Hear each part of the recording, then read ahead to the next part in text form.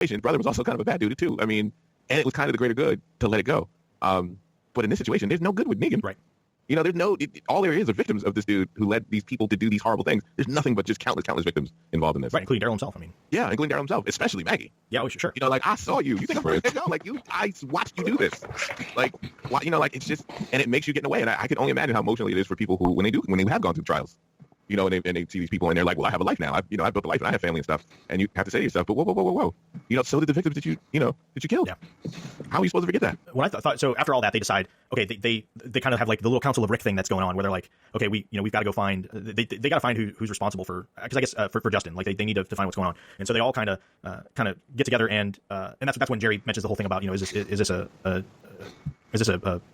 Negan or Gregory or Gregory? Yeah. Right. And so what I thought was impressive after this is like they literally go out like on a grid search. Like Rick literally has the area because of how particular they're being and methodical they're being about distractions and moving the herds away and everything else. Like they literally have the area gridded out. There's that scene to backtrack just a little bit between Rick and Daryl when Daryl asks him, like, so is this what you did before? The whole interrogation and stuff. And Rick is like, well, yeah, when I had to. Again, kind of pulling his past in. Him being a cop. So again, when they start to do the search, it's like a grid pattern search. They pair off. They go out in pairs. Each one gets their own grid pattern, and they're just going to keep looking and searching and trying to figure all this out. Which I thought was, again, a cool. It just shows how organized and how thought out this whole process of building this, rebuilding this bridge is. That they're trying to leave nothing to chance, except for the fact that this huge group of saviors that are doing all the work and have a huge grudge are a part of it as well. So Maggie and Cindy end up going out, and they come across what I call the House of the Dead, where they come across a house that's got that tin on the roof that's slapping, causing noise, and they're afraid it's going to bring more. And so, of course, they go to clear things out. Cindy falls. This is where we have the quote Walking Dead moment when Cindy falls through the porch, and they start to get overwhelmed, and they call for help, and Rick and Carol again to the rescue, and of course Daryl, and then he even says Grid 5, like, come over there too. And after everybody gets there and they kind of defuse the problem, they realize, well, wait a minute, Grid 5 should have been here before all that happens. And they realize that they didn't, and so. They go to try and backtrack and find her, find them, and they find that Beatrice is, quote, down, unconscious, and her partner who was with her is gone. And at this point, it was pretty clear to me that she was full of crap. Like, she was... Yeah, why is she still alive? Like, just the whole, like... I mean, obviously, good acting on Brianna's part, but she had the whole, like, oh, I'm really hurt, but I'm not really hurt, so I'm kind of trying to convince you that I'm hurt when I'm really not hurt. Oh, for sure. This is also when I noticed that her weapon looks like it kind of made the same kind of hole in Justin as an arrow. Oh, I didn't know. Oh, yeah. Oh, I noticed that right away. I was like, unconscious person that's still alive? That doesn't sound right. Weapon that has the exact same mark as the hole, and it probably wasn't Daryl? I watched enough Columbo in my day. Especially when Rick was like, one more thing over here. Let me ask you a question about this. Once they showed that they killed, once they showed that they killed the dude, bro, I was like, then they don't leave survivors. So her being alive was the first. I was like, okay, she's in on something. She's in on it. I mean, I guess they were trying to throw you off because she wasn't a savior, so if they're trying to kill saviors, then she would get a pass, but... Yeah, she shouldn't be alive. And then I was also thinking, please don't kill her. We got this good gag going. We got to keep it going. You got to keep it going. Come on. Yeah, so after all that's done, we get a moment with Rick and Carol where they kind of have a conversation. And she, Carol even talks about how difficult it is and how, when things were going south, with their situation, with the whole fight, like she wanted to basically pull out the gun when she was telling Dad to stand down and just put a bullet in his head. And Rick confessed to her, like, there are mornings I wake up and I want to go over there to where we're holding Negan and just kill him and then just keep going, like literally go find the rest of the saviors and just keep going until they're all gone. And it's, there's times where it's a struggle for him. And you get the sense that Carol, and again, Carol and Rick are on the same page, which makes sense because I think Carol is in that spot where she wants things to kind of go back to where they can just live their lives and not be at this constant struggle all the time or at each other's throats. I mean, we saw even last season where she went off on her own and didn't want to be bothered with all the stuff that was going on. She wanted to just kind of do her own thing. I kind of feel like Carol, she's more towards Rick, but I still think she's in that zone as far as where she was, when she was on her own. Except she's more accepting of others. Obviously now she's living with Ezekiel, but like I don't know if she necessarily agrees with all of what Rick's saying, but I think she just prefers not fighting. Right. Which is, again, it's interesting because they're people, they're making actual choices that make sense and are different from others and don't involve slugging it out to deal with the issue. Yeah. It's nuanced. It's better because of it. And Carol, I'm sorry, go ahead, Jim. I was just going to say, Carol makes it plain in this conversation with Rick that she doesn't think this is going to last. She's going to think this, this disaster that they just narrowly averted was going to stay that way. Right. You know what I mean? It's very clear where she's standing on that, and she's like, you can't, this can't go on like this. And then that's when Rick confesses to her that every day he wants to blow anyone in Negan. But go ahead, Daryl. And she's in a position where she doesn't feel like she has the right to be like, to go against him on this. I mean, she's done, she's been through so much, and she's done some things. She's had to do some really, really, really dark things. So she's been to the brink and back. So she kind of, she wouldn't be the one to fight Rick on this. She'd want to help him to keep it going, even though she knows that this can go left really quickly because it's human nature. She gets human nature. Yeah. So after they have their conversation, we get to Daryl and Maggie, who are kind of tracking down, where the killers are going because they're kind of on the hunt at this point, and they kind of have their conversation, and this is where Maggie kind of says, well, they talk about Rick's way and everything else, and she says, every time she looks at Herschel, she just gets angry because she wants Negan dead, and there's no two ways about it. But then she says, but she thinks Rick is right, and she says for Herschel, for his future, and so she gets it. She's kind of reluctantly on board. I think she thinks in her heart, like, Rick has the right idea that it is best for all of them if they, it's easy to just keep the cycle of hate going and to just keep killing and killing and killing and to make that your way of life, and that's how you deal with all this stuff. But that's not what the future she wants for her son. And right. But at the same time, she can't help but feel the hurt and the hate and everything she has for Negan. So it's one of those that's like, yeah, logically this is the right thing, but me emotionally, I'll never get past the fact that I want to put his head on a pike, kind of thing. And I think she's like a stand-in for a lot of the people. Sure. A lot of the other people. Totally. They know at one point, rationally that this is the best thing, but emotionally they're reacting. I mean, in an obvious way, all the saviors put them through. So. I'm all good. Just let me kill this dude. Yeah, exactly. You know what? I'll ride with you, but and that's where that person can't live. I think that's where there's a little bit of difference between Daryl and Maggie. I fully believe if Rick were to go to Maggie and say, you know what, you're right, you can go and you can stab him in the head and put him down, and I think Maggie would be okay. Daryl, I think in his heart, he wants them all gone, not just Negan, but all of them. And I think just wipe out this one spot, just wipe this place out, then we're good. Figure out the worst of the worst, and let's get rid of it. I mean, to be like, Maggie suffered because of Negan. Daryl suffered by being in prison in that place, and eating dog food sandwiches and all that stuff. So it's like, but also, as badass as Daryl could be, he's also a giant softie. So it's like, I'm sure he has his own internal demons going on as far as what do I really want out of this. Like, if he wanted to kill what's his face Dwight last season, he could have easily done that too. Right? Like, he's the one that tortured him the most and took his damn jacket and his motorcycle and all kinds of things. Killed Beth. But imagine if he lived in this in the settlement. He was here. Mm-hmm. I don't know if they could control Daryl at all with this. Yeah, for sure. Daryl taking that dude out. But I say, like, he's all emotion. Like, he is. There's a reason why he doesn't leave. Right. He's empathic with it because he's more with. I think he's more with Maggie than anything. I think he's kind of in sync with her in terms of emotions, especially with Len. Right. With the added thought that he's somewhat responsible for this, even if he feels that. So he wants to always do right by her. So it's kind of something where how he used to be with Rick is how he is with Maggie now.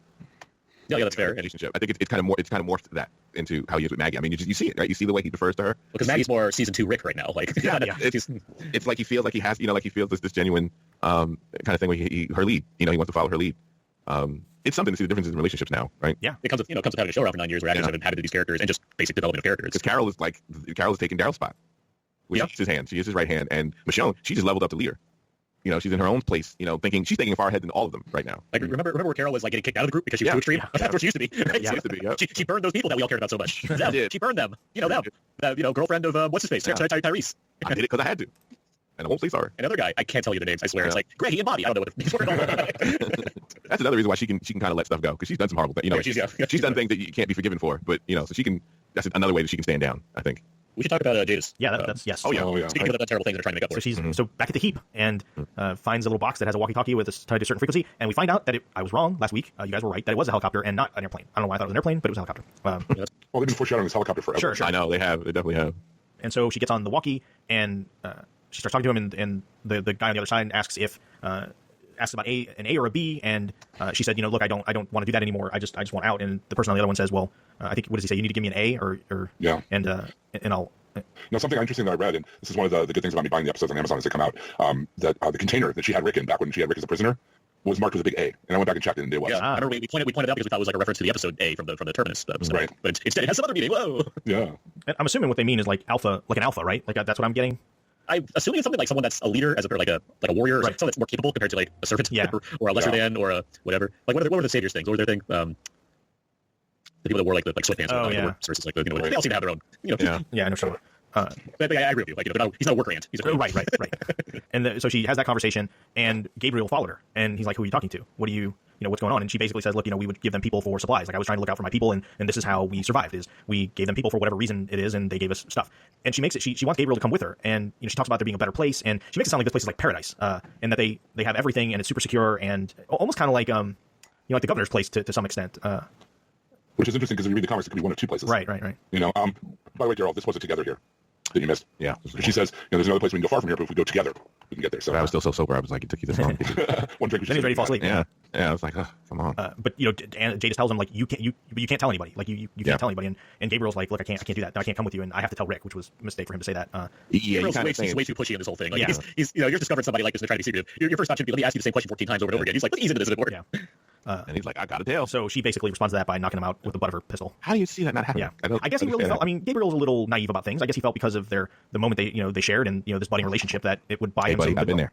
I've been there. But you are telling her that you're going to change her world by telling this whole secret. She just told you. She just told you why she made the decision she's made. She's pretty much waiting for them to round her up and kill her. I mean, it's on brand for Gabriel though. I mean, he is doing everything he can to be like, I am devoted to Rick's cause. Like this is who I am now. So it's like makes sense to be like, I gotta tell him. Like again, he is always loyal, but just lie a little bit. Don't sleep with crazy. Is the lesson here. Yes. Come on, Jill. Don't sleep. No. Come on, Jill. No. All of this in mind. Polygon McIntosh is great here. I mean, she has to play a lot of different emotions really quickly, and for a character that we've has been defined by silly speak. She has to really round out who this person is that we still know next to nothing about. And so I think she's like, again, the acting in this show and the writing here is so it's so refreshing to see how strong it's been. And this is why I like Great Harsher on some of these other episodes. It's like because it can be this good. Yep. And it's very rewarding when it is this good. 100% co-sign. Yep. So Anne knocks him out. Jadis knocks him out, however you want to call her. That's how we get to that. So then we get back to Rick and Carol, and Carol gets jumped by Jed, and he pulls a knife on her before she pulls her gun. And Rick, of course, again, the White Knight comes in with his pistol pointed at Jed, and they kind of have this conversation about whether they need to do this and what's going on, and they just want weapons, and how, you do this, there's no going back. Yeah, No going back. Now, do you think he was talking to Jed, or do you think he was talking to Carol? I thought he was talking to Jed. Yeah, I thought you were talking about Carol's not at risk. No. Well, you thought Carol was going to kill him? I thought he was basically telling Carol, like, if you kill him, there's no going back from this. Like, this is it. It's all done. No, I took it as him I telling don't think Jed. he meant it this time. I don't think he meant it for Carol this time. I think they have an understanding of where they stand on how to control these situations. If this was Daryl, yes. If Daryl was in the same situation where he was captured like that, I think I can hear him saying that to Daryl. More than he would to the dude. Because Daryl would kill him. It'd be done. And you could tell how far we've come, right? Because like Nebraska era Rick would have just not even flinched and blew his head clean off. He wouldn't have thought twice. And then shot the other guy before he could even move. Yeah. Yeah, that headshot. He'd have said something like, "Don't make me," and then it'd be gone. It'd be done. Pop, pop. Yep. And that'd be the end of the situation. So and it doesn't pan out either because they do leave. Like they go back to the sanctuary. Like there is no going back. Like, that's what happens. right. But I guess it'd be a different situation if he killed her, then Rick would have to kill them, and then it just becomes like it's all out war again. Oh, you killed World War her. II. I'm You kill Carol, I'm gonna ride, dude. I'm taking out your. Like, it'd be easy to just be like, you can kill Carol if you want to, but your whole world is done. Yeah. And everybody that stood with you is done. Yeah, and the thing with Jed and that group of saviors is they feel like, well, we just want we want to be able to protect ourselves. They're out hunting us. They're killing us. We want some weapons. And this came up during it's come up before. It came up at the fight at the beginning. And Rick even tells Jed, well, just like look, let's just everybody calm down. And we'll see how it goes, and we'll discuss it later. And that's when Maggie kind of goes to him and says, are you serious? Like you're really considering it? And he's like, well, and Rick again just says, look, it's our job to protect them. They're getting killed, and they're doing the bulk of the work, and they're getting picked off. We need to do something. We need to make sure that they're safe. If we're not going to give them weapons, and we have to make sure they're safe. If we can't keep them safe, then we need to at least think about giving them the possibility of defending themselves. So again, it comes back again here. And that's how you lose man. Yeah. I do like this one scene though. Like after Carol turns the tables and stabs Jed, and Jed's like, "Why not just take me out?" And she's like, "Because every life counts." And it's like she's like trying to keep herself from just killing him. You know what I mean? Like she's spitting the words at him. It's great scene there. Every life counts, but let me find you outside. Yeah, right. Every life counts, but you're gonna cover. Spotting now. That's right. That's right. So of course we cut back to Maggie and Daryl, and so they come. I forget what is it. Daryl.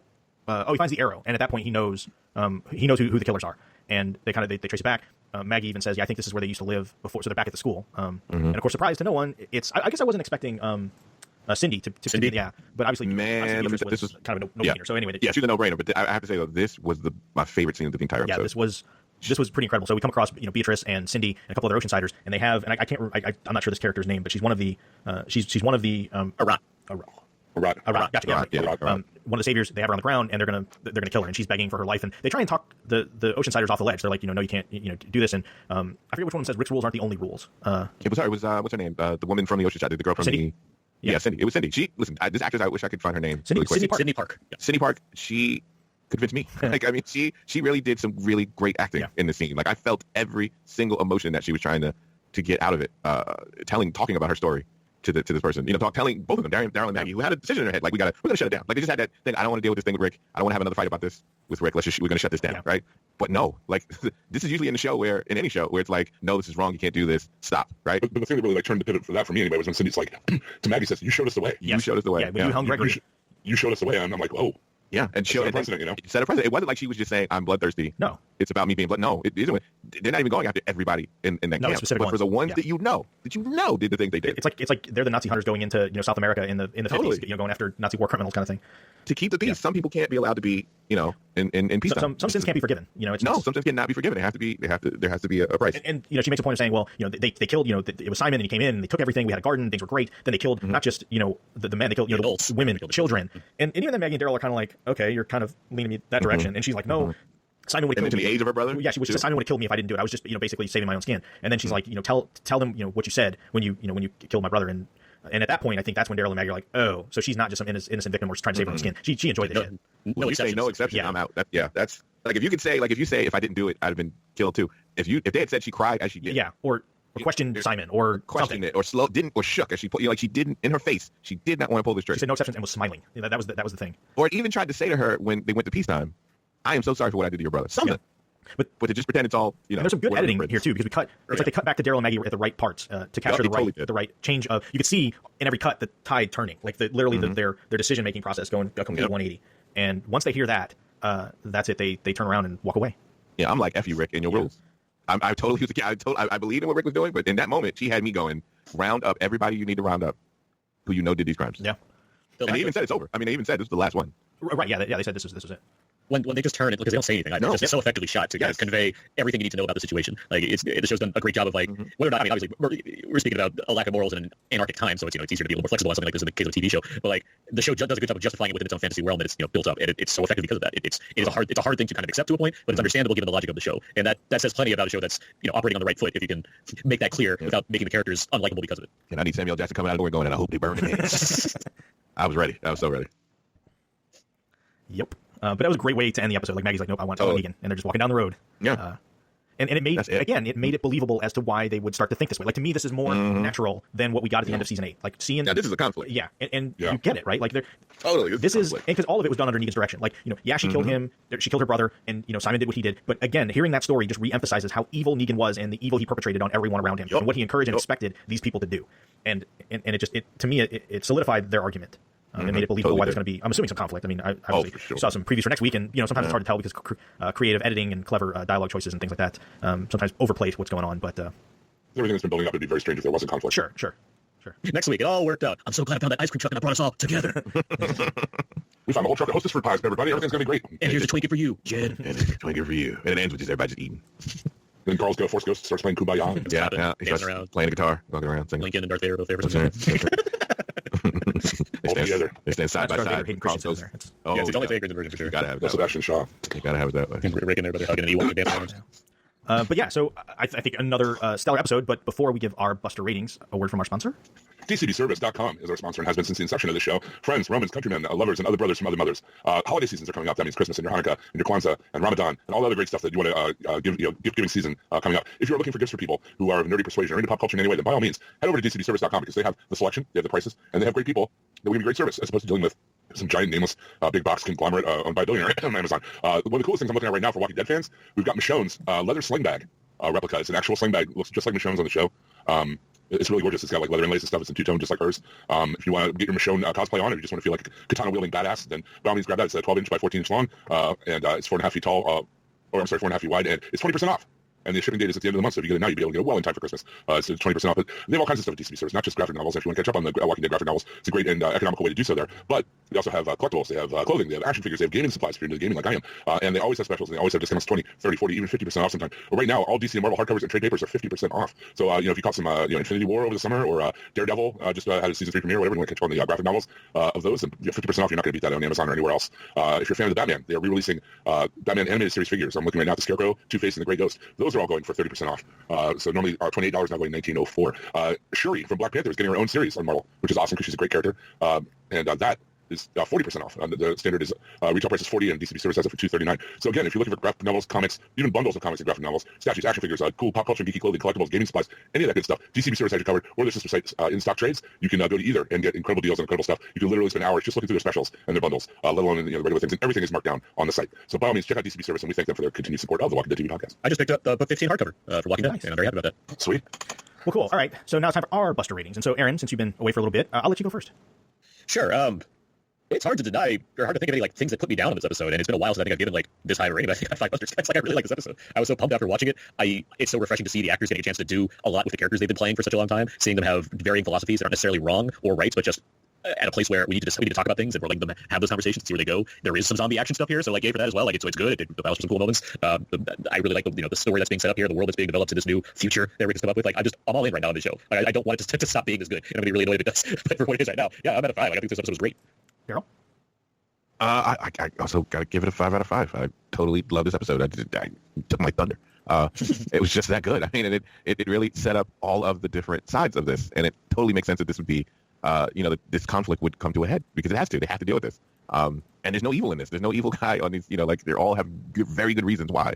They have they're making the decisions that they're making. So that's some good conflict, and that's going to be hard to watch because who do you root for with that? It's because nobody wins in this.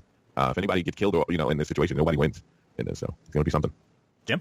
I also give it a 5 out of 5. I will echo my podcast mate's sentiments here. It's definitely back in stride and back to where I would like it to be. The characters are being written well. Makes sense. The conflicts make sense. It's showing me how good the show can be again. And I'm glad after the couple lackluster seasons we've had that it's getting back to form. So I do give it a 5 out of 5. And I will make it a consensus. I'm giving it a 5 out of 5 too. I have not. Bring out the Vuvuzela. I mean, the show again. We sound like a bunch of home team root for the home team, but I think we've been pretty honest with the show when it's not been so great, and I think between I know I have. between this and Fear, I mean, the show is just on a really great streak. I think I don't know if maybe they've been listening to the criticisms or if the rating slide has come into effect, but I think the changes they made to the show, to this show in particular, and even the previous show, have been definitely welcome, and so it's all good. But who cares what we think? We have. Oh wait, let me read. Oh right, yeah, we got Chubbs. Who cares what Chubb? Who cares what Chubbs? Yeah. So this Chubb Rich wasn't able to jump in this week, but we do have his emailed review in.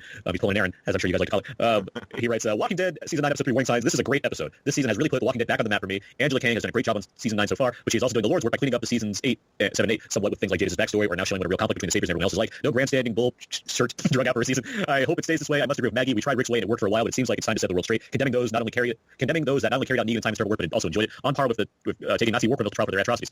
On the same page with us. I didn't agree with Rick keeping Negan alive in the comic war on the show. Just when Father Gabriel seems to have completed his transformation to a badass, he gets a little tail, gets distracted, and is kidnapped. The power of ass. Love the execution scene. I must agree with the Oceansiders on this one. Those people were laughingly slaughtered all their men. Karma. Great season of The Walking Dead so far. I don't think I've ever given five butchers to more than one episode a season, but this is the second week in a row. 6 birthday cakes for Jim Dietz out of 5.